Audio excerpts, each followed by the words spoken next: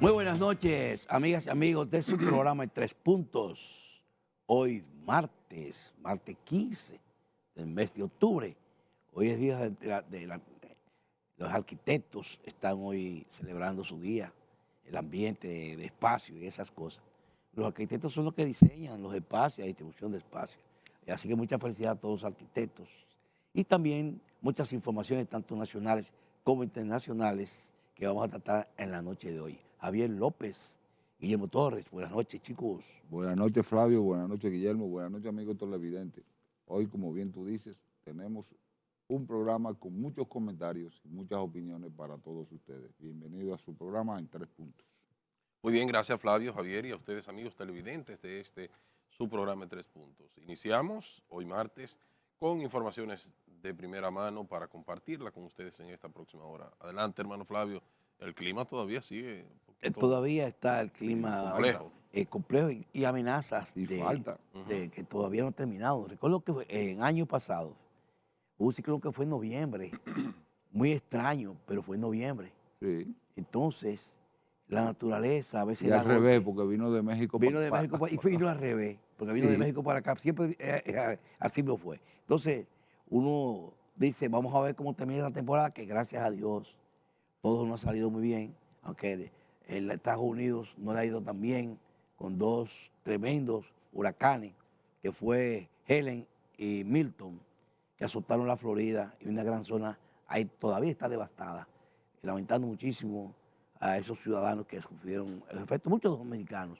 pero nosotros tuvimos un ciclón batatero esta semana, ¿Cuál fue? la reforma. No, tuvimos, no, Ah, está está. soplando con Estamos vientos inmersos. lentos todavía, pero esos vientos lentos son peores que fueran vientos catastróficos que terminan de una vez.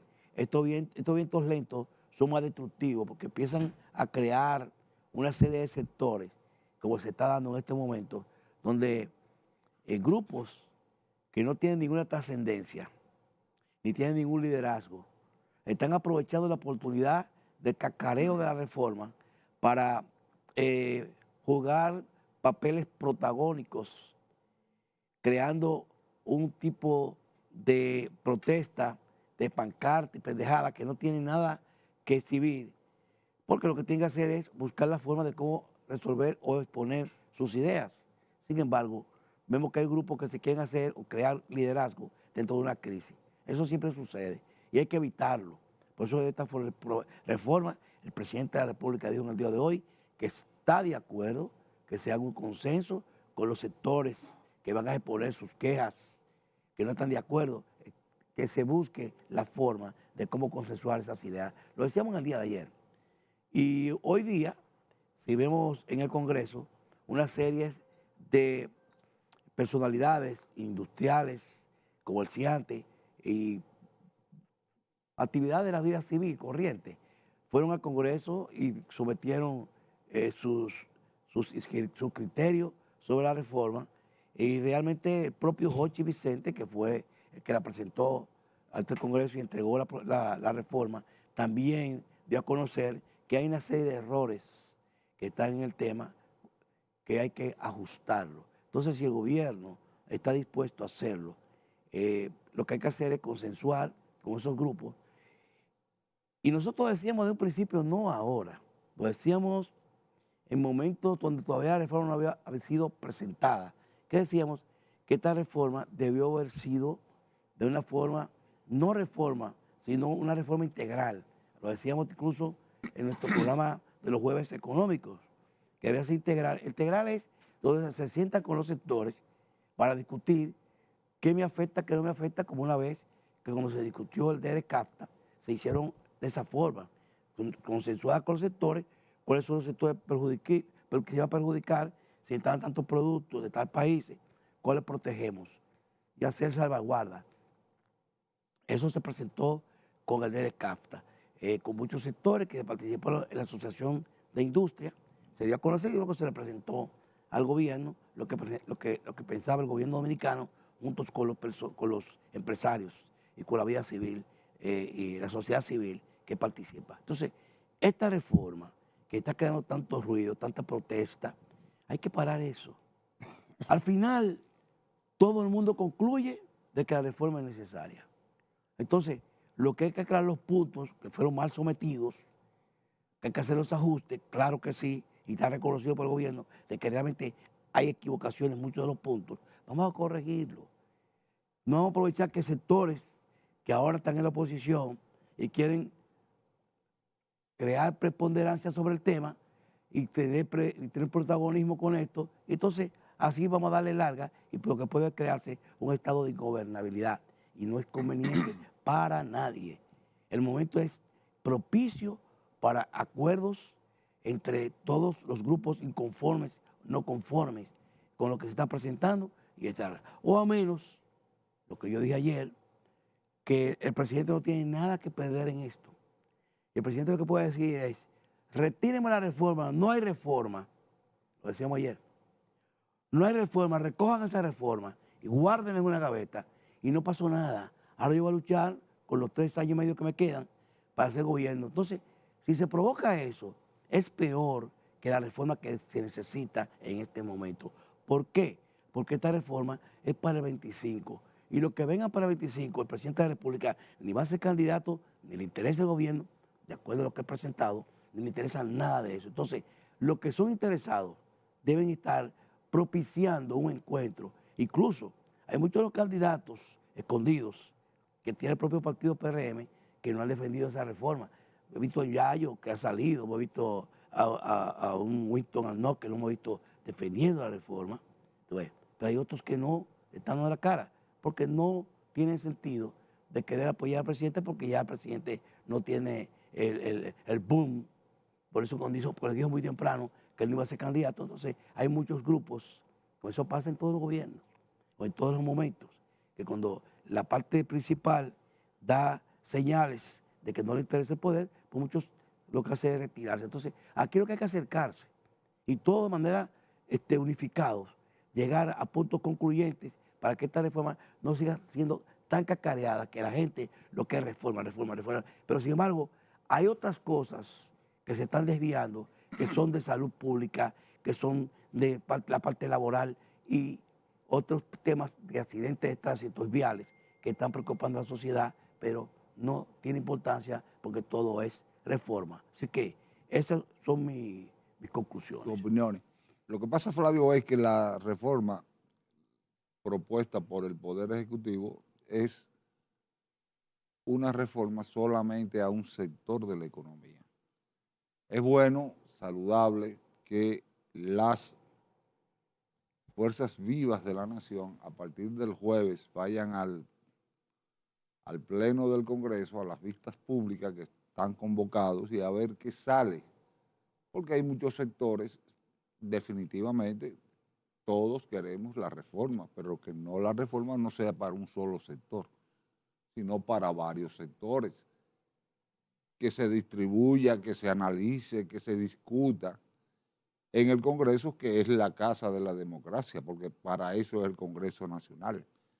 Y a ver qué sale de esas vistas públicas que ya están convocadas, porque no he escuchado a ningún economista de los diferentes economistas excelentes que tenemos en la República Dominicana hablar de que la reforma no va a afectar a un solo sector. Todos dicen que va a afectar a la clase media.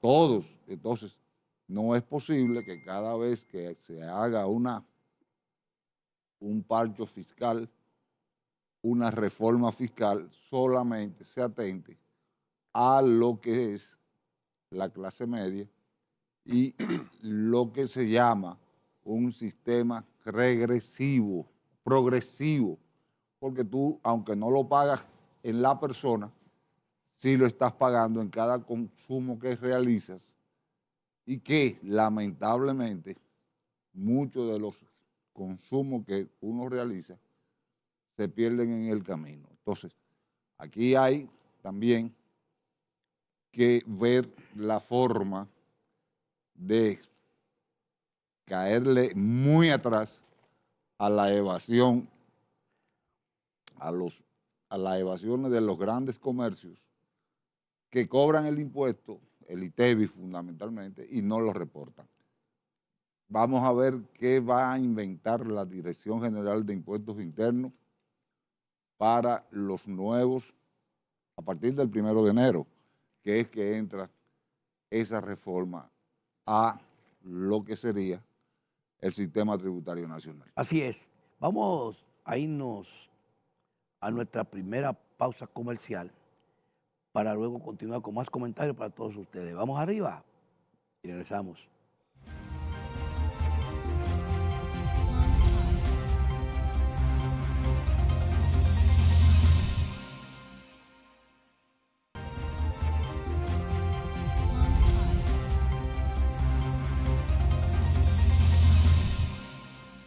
Bien, bien, ya de regreso aquí en las mesas de la conversación, en las mesas de los análisis, en las mesas de las discusiones. Vamos a brindar para refrescar el ambiente y no tanta reforma porque Rica siempre está presente en cada uno de estos momentos con estos sabrosos jugos de Rica de manzana. Tenemos una manzana en la semana de hoy porque hoy estamos amanzanados y ayer también tuvimos manzanado porque esta es una fruta noble, con la calidad que usted le quiere, con un jugo con una calidad inigualable para todos ustedes, para toda la familia y sobre todo refresca en ambiente que a pesar de que ya estamos en el mes de octubre, cerca de noviembre, todavía sigue el calor, pero aquí tenemos un producto para sofocarlo y eso es el producto de manzana de Rica, calidad todo el tiempo. Salud. Así Adelante, es. Guillermo, con tu comentario. Mira, ustedes hablaban y abordaban en el primer segmento el impacto que puede causar la reforma fiscal, las diferentes aristas. Y lo importante es que este proyecto, el Estado Dominicano, el gobierno, las entidades que tienen que ver con el tema fiscal, han dicho que, incluyendo el propio presidente de la República, que están pues en la disposición de conversar y de enmendar cualquier situación que haya que se entienda que haya que corregir. Y eso es importante. Y de igual forma también el Congreso así lo ha dejado ver, incluyendo el propio ministro de Economía, Isa. Es correcto, ha dicho que con relación a la representante de la Asociación de Constructores de Vivienda, Acoprovi, creo que Acropovi. le llaman esa entidad, Sí. presentó una preocupación que este proyecto de reforma fiscal impactaría de manera negativa al sector. Y él dijo que el gobierno estaría en la disposición de tramitar a través de las vías correspondientes diríamos, una adenda, o más bien una aclaración dentro de este proyecto de ley a los fines de que las transferencias transferencias inmobiliarias no sean impactadas en esta reforma fiscal. Pero eso es importante porque eso es una ley que deja un abanico o es muy abierta, muy abarcadora, y si no se puntualizan esos sectores que no deben ser impactados de manera negativa en esta reforma fiscal, pues indudablemente que eso vamos a ver si se materializa y se puede concretizar para la tranquilidad de estos sectores. Los sectores productivos, el sector industrial ha reaccionado también en el sentido de que necesitan que se le escuche en el Congreso Nacional. Y el Congreso, pues así ha estado pues en el ánimo de recibirlos en el momento que se esté debatiendo este proyecto de ley en las vistas públicas. Hoy, en todo lo que tiene que ver con estas reformas, la propuesta de la modificación de 11 artículos a la Constitución de la República hoy se materializó ya por parte del Congreso Nacional. Esta modificación constitucional es enviada al Poder Ejecutivo conforme al protocolo que establece la norma para que en un lapso de 15 días el Poder Ejecutivo pueda promulgarlo u observarlo. Ya vemos que estos 11 artículos esta modificación constitucional no ha tenido el impacto que este tipo de modificaciones han tenido de la Carta Magna en otros momentos, porque la reforma fiscal ha copado la atención nacional por las vinculaciones directas que tiene contra las personas y las entidades. Y esos 11 artículos que fueron modificados, vamos a citar los siguientes. Tenemos acá que el artículo modifica, de los artículos modificados, está el 178 respectivamente, y dice que en lo que tiene que ver a continuación, dice textualmente, la modificación presentadas a la Asamblea Nacional Revisora por la Comisión de Verificación y Auditoría y aprobadas por los legisladores, el artículo modifica el de legisladores, teniendo en la actualidad 178 representantes y se disminuirá a 158, modificando su elección por densidad que vemos por la densidad poblacional y una proporción a la población electoral registrada por las juntas electorales. O sea, cuando habla de esa modificación de su elección por la densidad poblacional, era por la cantidad de habitantes que habían en una determinada población. Y los demás párrafos en ese artículo continúan sin variación. Hubo otra modificación, el artículo 81 de la Carta Magna, sobre la representación y composición de la Cámara de Diputados, que esta estaría compuesta de la siguiente manera. El presidente, recordamos que propuso que se redujeran a 53 los diputados de la matrícula total que existe actualmente en la Cámara de Diputados, que fuera reducido de 190 diputados, fueran reducidos 53 de ellos. Sin embargo, ya hemos conversado en otros momentos acá en el programa sobre el tema y se llegó al consenso de manera interna entre la organización oficialista a que solamente se disminuyeran 20 diputados. Y se dejó la matrícula de los diputados nacional, que son 5, se dejó igual.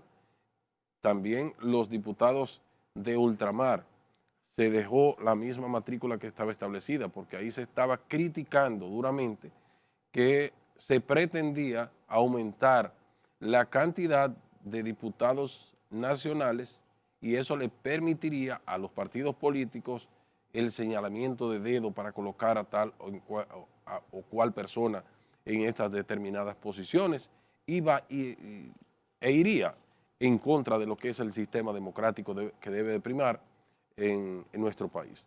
De manera que en esos 158 diputados y diputadas elegidos por circunscripción territorial en representación del Distrito Nacional y las provincias, pues estarían distribuidos en proporción a la población electoral registrada por la Junta Central Electoral, no por la densidad poblacional, como decíamos ahorita, sin que en ningún caso sean menos de 2 los representantes por cada provincia. Las provincias de mayor densidad poblacional son las que han sido afectadas con esta reducción. En este artículo tendrá una disposición transitoria que especifica que la distribución de los diputados a elegirse en las elecciones del 2028 se realizarán basándose en el padrón de electores utilizados en las elecciones congresuales del mes de mayo del 2024. En la modificación del artículo 66 también, la palabra Procurador General de la República cambia por Abogado General de la Administración Pública. Ya no se le llamará Procurador General de la República, sino Abogado General de la Administración Pública. Cambio ¿Cómo lo van a elegir? de concepto. Y ahí vamos. Más adelante vamos a decir también cómo se va a elegir, además de que se le agrega un nuevo párrafo en el artículo que será la ley que establecerá su regulación. Y en el artículo 66, el Abogado General de la Administración Pública, lo que hoy es Procurador General de la República, es el representante permanente de la Administración Pública ante la jurisdicción contenciosa administrativa. La ley establecerá los requisitos que debe cumplir y regulará la representación de los demás órganos y organismos del Estado ante la misma jurisdicción. Y en ese párrafo de ese artículo, para el ejercicio de sus funciones, el Abogado General de la Administración Pública contará con abogados adjuntos, que son los procuradores adjuntos que tienen hoy en día, y si procede con los abogados que éste designe. Mientras que el artículo 167 de la Carta Magna se cambia por completo, ya que antes se establecían los requisitos para ser Procurador General Administrativo, que ahí va la respuesta a la pregunta que hacía Javier. La Oficina del Abogado General de la Administración Pública dice que es una dependencia del Poder Ejecutivo. Sigue siéndolo, organizada de conformidad con la ley. De igual forma, esta modificación en el artículo 169 elimina la palabra política del Estado contra la criminalidad. Los dos párrafos de esta propuesta permanecerán sin variación. Y el Ministerio Público es un órgano del sistema de justicia representable de formular o responsable de formular e implementar las políticas de persecución penal contra la criminalidad, dirigir la investigación penal y ejercer la acción pública de representación de la sociedad.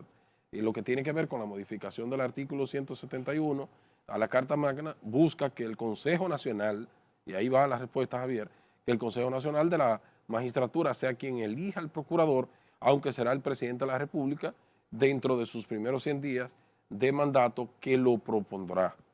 A este artículo se le agregan 6 nuevos párrafos sobre los requisitos que deben tener la persona que aspira a ser procurador y la mitad de los fiscales adjuntos. Pero también tenemos en el artículo 171 la designación y requisitos. Que el presidente de la República, dentro de sus primeros 100 días, pues tendrá de conformidad con la ley la presentación conforme a los requisitos.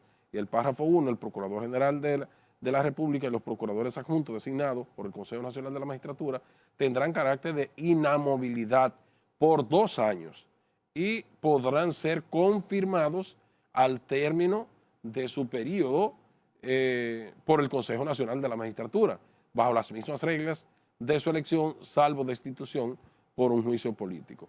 Y en el párrafo 2 de ese artículo dice que en el caso de falta definitiva del Procurador General de la República o sus adjuntos, los sustitutos serán designados a través del mismo mecanismo por el tiempo que resta para concluir el periodo de 2 años en el caso. Y en el párrafo 3, en ningún caso, la permanencia del Procurador General de la República y de los adjuntos excederá el periodo constitucional en el que fue designado, salvo confirmación del Consejo Nacional de la Magistratura para un nuevo periodo sin perjuicio de lo dispuesto en el artículo 175 de la Constitución. Para ser Procurador General de la República, ahí están los requisitos, que es ser dominicano de nacimiento y origen y tener más de 30 años de edad, más de 35, perdón. Un segundo requisito es hallarse en pleno ejercicio de los derechos civiles y políticos, el ser licenciado o doctor en Derecho, haber ejercido durante por lo menos 12 años la profesión de abogado, la docencia universitaria del derecho o haber desempeñado por igual tiempo las funciones de juez dentro del Poder Judicial o representante del Ministerio Público, periodos que podrán acumularse.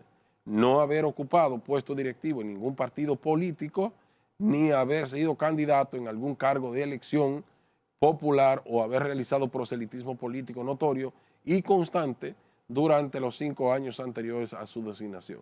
De manera que si lo hacen de manera silenciosa podrían ser tomados en cuenta.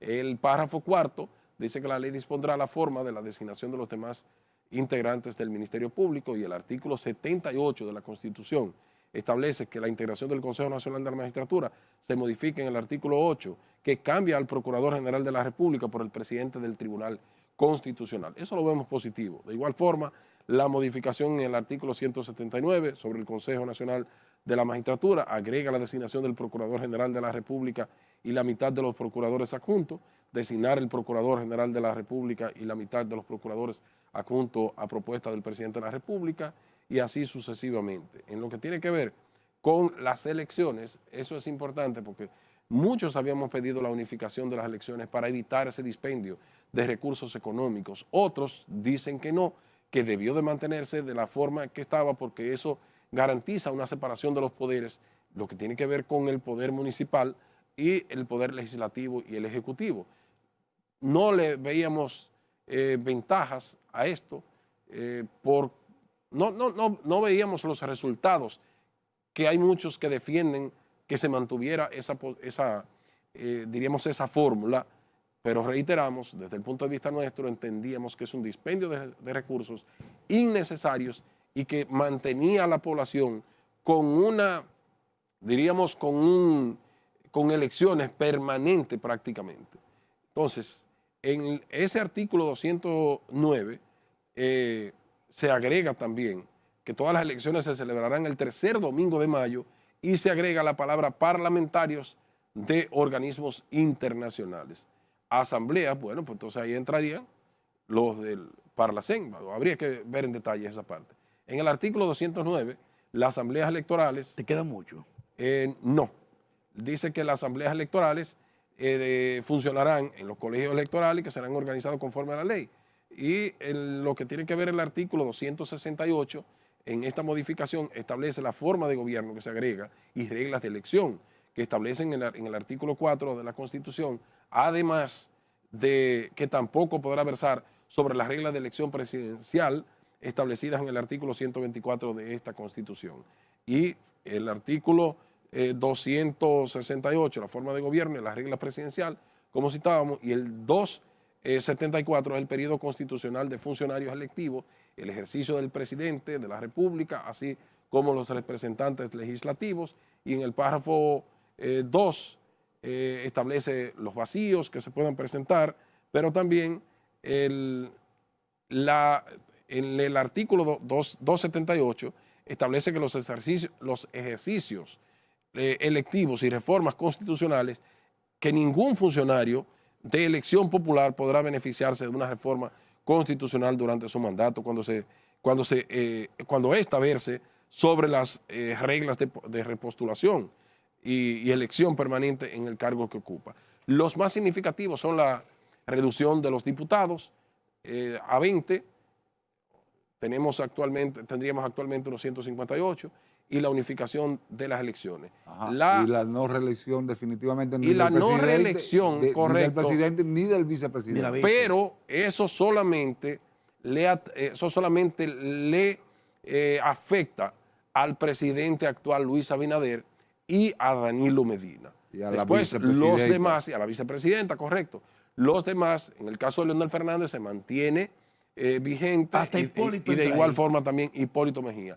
No así el presidente de la República, Luis Abinader. Y cambia, como decíamos, la conformación del Procurador General de la República, que cambia, valga la redundancia, de nombre, y la forma de elección, como decíamos. Así es. Vámonos a la pausa después de esta exposición de todo lo que ha sido estos articulados sobre la constitucional. Y vamos a ver si realmente todos estos sectores realmente fluyen en lo que sería en la aplicación de cada articulado, cada ley de esta. Vámonos a nuestra segunda pausa comercial y continuamos con su programa en 3 puntos.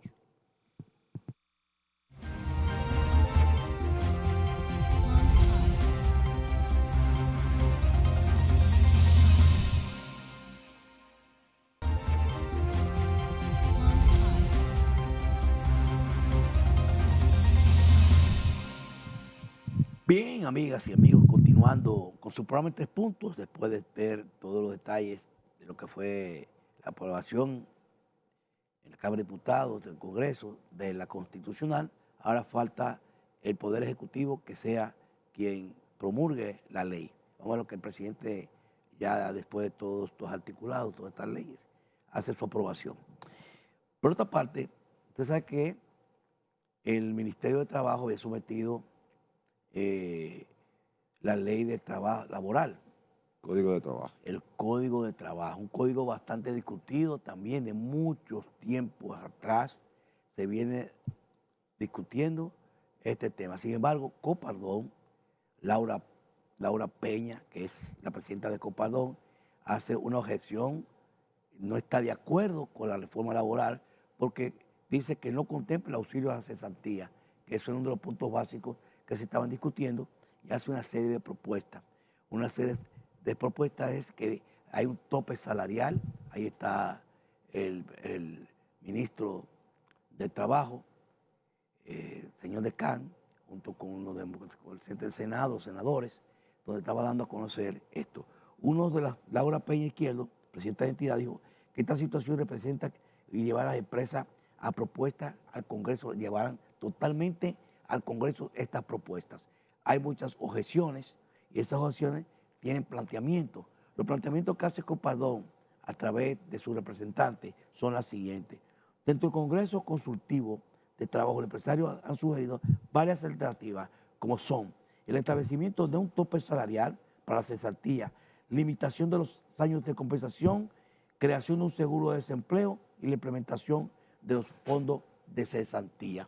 Estos son unos planteamientos que hace Copardón para lo que sería, que ellos entienden que debe ser para cubrir al empleado.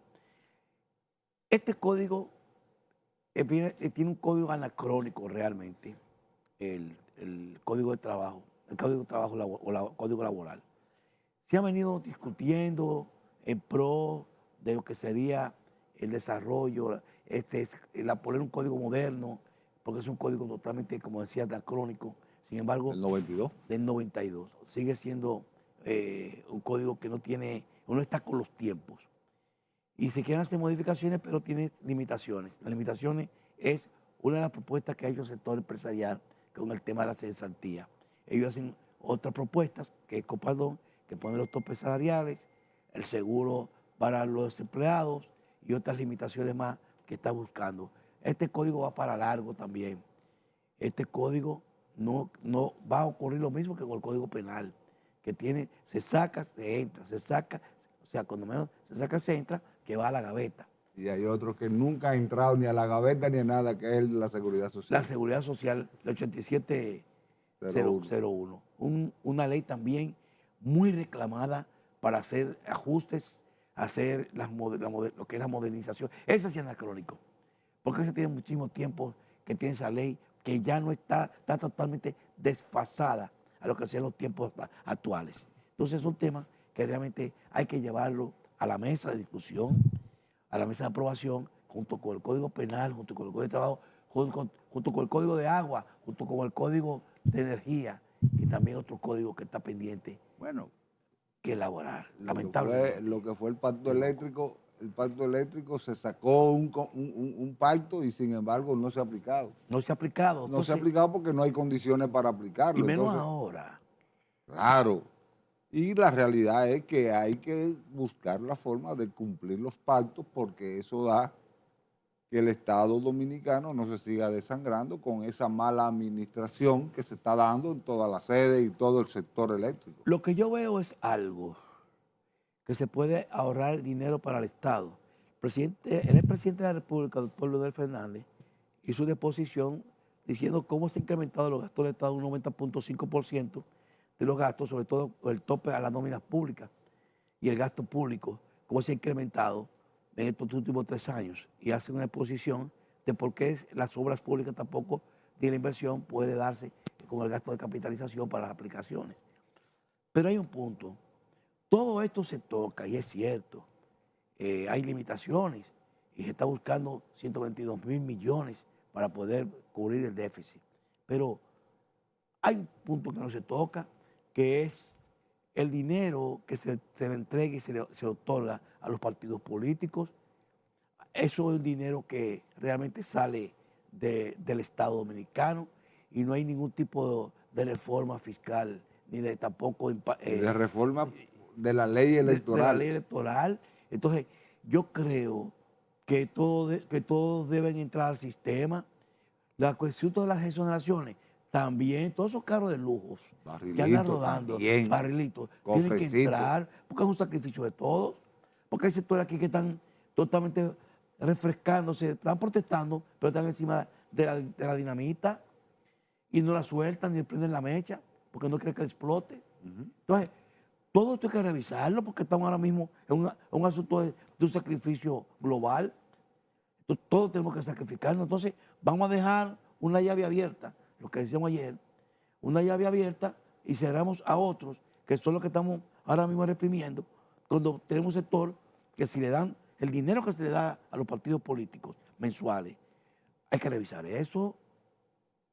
Mira, eso crea rocha y crea, tú sabes que estamos hablando de 122.000 millones. ¿Tú sabes cuántos son los casos de corrupción que hay en la Judicatura Nacional de todos los casos?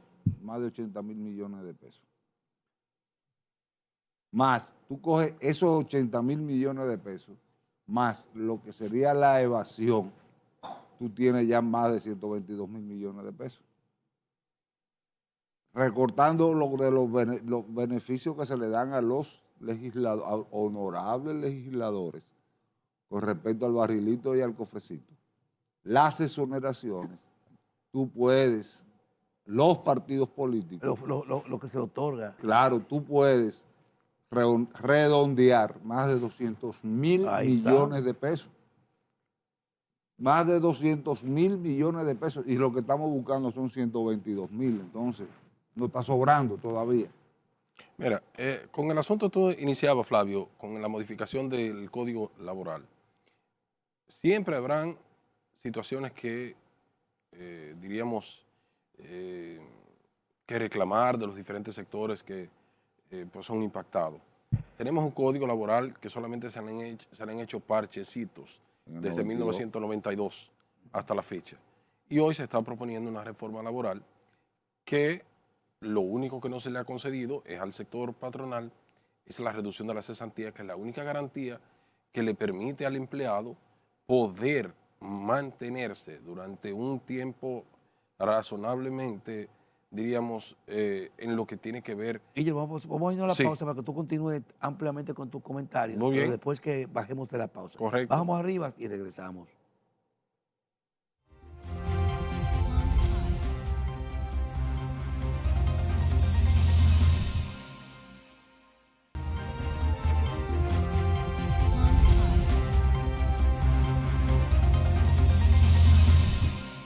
Bien, ya en el último tramo del programa, para llevar a todos ustedes nuestros comentarios. Los temas que están ahora mismo en la discusión son temas que son prácticamente obligados, porque la gente está muy inquieta, tanto la clase media, la clase de abajo, la de arriba, de todos lados.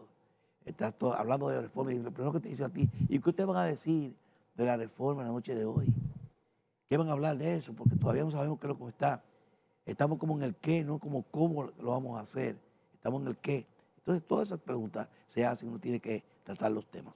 Adelante, Guillermo, con Sí, tú tenías. decíamos que la modificación al Código Laboral desde 1992 se le han ido haciendo parchecitos, pero no se ha hecho una reforma integral, aunque esta realmente todavía faltan muchas cosas que que podemos discutir, que se podían incluir a los fines de adaptarla a los nuevos tiempos.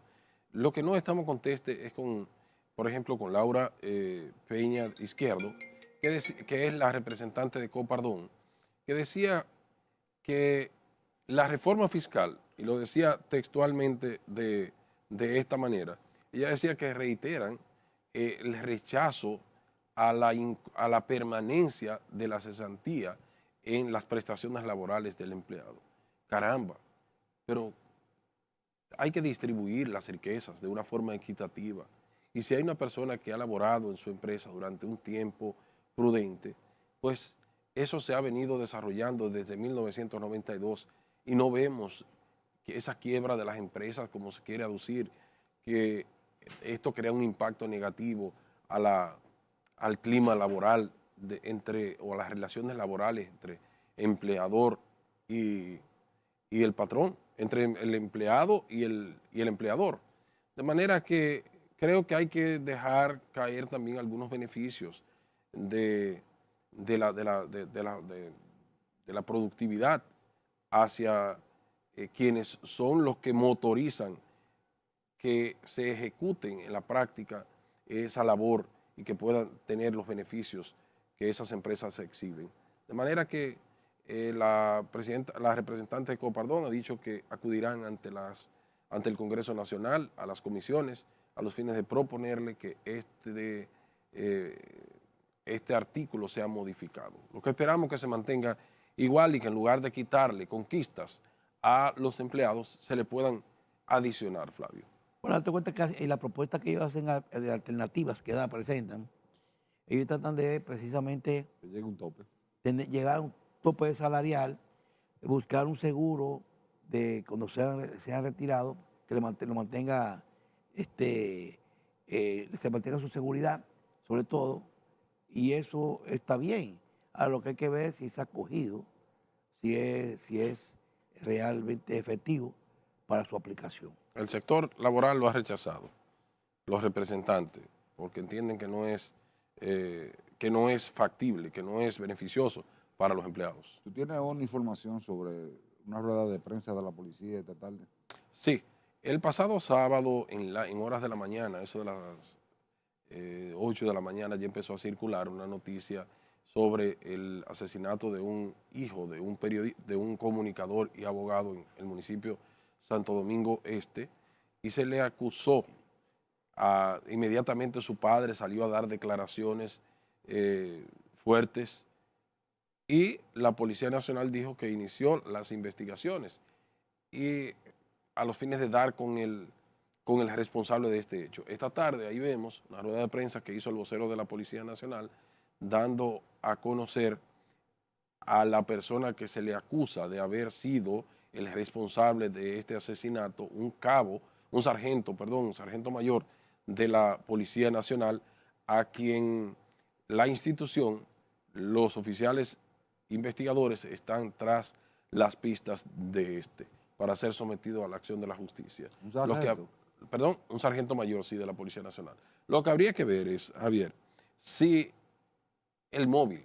¿Cuál es la motivación? Exacto. Habría que ver las implicaciones, porque su padre se quejaba el sábado y el domingo amargamente cuando todavía no había fallecido. Ayer fue que se dio a conocer su fallecimiento, y decía que este era policía y que lo habían desvinculado de la institución y había acudido ante las instancias judiciales y había tenido, valga la redundancia, ganancia de causa en su acción y que todavía no lo habían reintegrado. Se quejaba amargamente. Habría que ver todas esas interioridades, si afectó algunos intereses, si esto provocó situaciones, pero eso esperamos que las investigaciones puedan llegar hasta las últimas consecuencias con él o los responsables de este horrendo crimen al iniciar la mañana, 7:45 de la mañana en la Charles de Gaulle, una vida que se pierde por estos actos delincuenciales. El papá había dicho, de acuerdo a lo que lo vimos a él, de su propia voz, decir que él como comunicador había hecho algunas denuncias de algunos militares de altos rangos que estaban teniendo situaciones de corrupción y que él en su programa pues denunciaba ese tipo de anomalías, situación que se estaba dando. Entonces hay que ver por dónde anda la situación de él, cuál es el móvil del crimen realmente, porque quizás hay otros temas que están involucrando otras personas, puede ser un tema de sicariato, puede ser un tema personal, bueno. Así es. El presunto asesino responde el nombre de Rafael Laureano de los Santos, alias Cabito, y reiteramos, la persona fallecida o asesinada es hijo del comunicador Alejandro Almonte. De manera que vamos a ver, como bien tú decías, y el joven respondía al nombre de Wendell Alejandro Almonte Veloz, de 28 años de edad. Y en ese momento estaba trabajando, haciendo Uber, según las informaciones que pudimos recabar. Es una pena. Es penoso. Así es. Es penoso, realmente. Así es. Nadie está preparado para ver morir un hijo, más cuando uno tiene padre, uno tiene hijos. Esa es la realidad. Los amigos de nosotros, Flavio, la Asociación Dominicana de Profesores, en el día de ayer dio a conocer la conformación de su comité ejecutivo y de los comités nacionales, en lo que tiene que ver con los de disciplina, y la plancha que presidía con sus aliados el profesor Eduardo Hidalgo, que representa la corriente Eugenio María de Hostos de la Asociación Dominicana de Profesores, se alzó con la mayoría de los escaños, de los 21. Y podemos compartir los principales, que son los siguientes.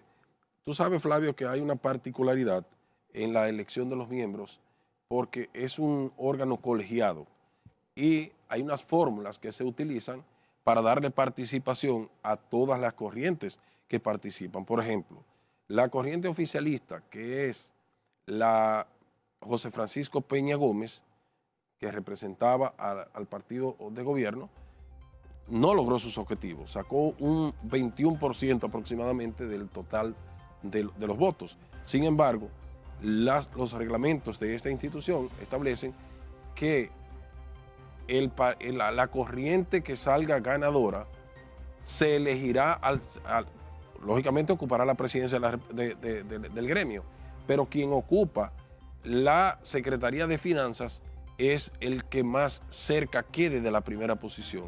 Y en este caso, el partido oficialista ocupa esta posición. De manera que vamos a ver si en un momento invitamos a algunos miembros de la Asociación Dominicana de Profesores para que puedan plantear su programa de gestión en estos próximos 3 años, que son electas por 3 años, y ver si puede haber un acercamiento entre las autoridades del Ministerio de Educación y el gremio, de que haya un clima de paz. ¿El dinero lo manejan los oficialistas? Bueno, los oficialistas lo están así, correcto, pero no solamente ellos deben de, o sea, es un órgano colegiado, tienen que firmar para cualquier decisión la mayoría de los 21 miembros que existen en el comité ejecutivo. Con esta información terminamos el programa por la noche de hoy.